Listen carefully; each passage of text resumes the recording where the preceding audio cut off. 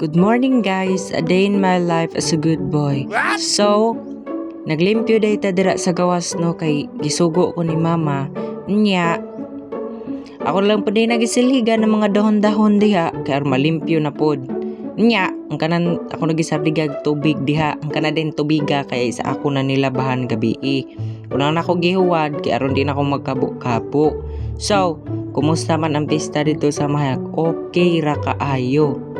Kaso lang wa kapanis ko kay gipilaw man. Mauna sa mga taong pilawunon. Tagdugay man matulog mauna. So dira dapita. Hapit na dita diha mahuman, balhin na ta diri sa atubangan na diri dapita. So speaking of cleaning, ako jud na pirmente sa gawas. So ako ra jud tiglimpyo diri sa gawas. Nya sometimes kung ako'y klase si mama ra day maglimpyo da sa gawas.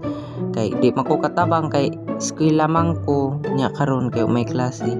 So nakatabang jud ko limpyo sa gawas. Nya dira dapita hapit na day tanaw man human diha ako na lang nagi banwasan aron mawagtang tubig-tubig kay aron di daw ko na magpita ingon si mama. Ako na nagisilhigan diha padung dito sa kanal human bali na pud diri sa loyo. Kay sometimes we diri bay magtambay ang mga iro. So ato po na dira limpyuhan kay aron di po mabaho. Nya ako po din nagisabligag tubig wala na ako butay tubig tubig sabon aron kuan.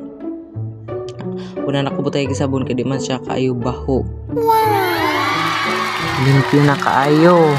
Diri sa tubangan daw limpyo na pod sa loyo. Atubangan na pod o diba? Thank you for watching guys. Love you, mama.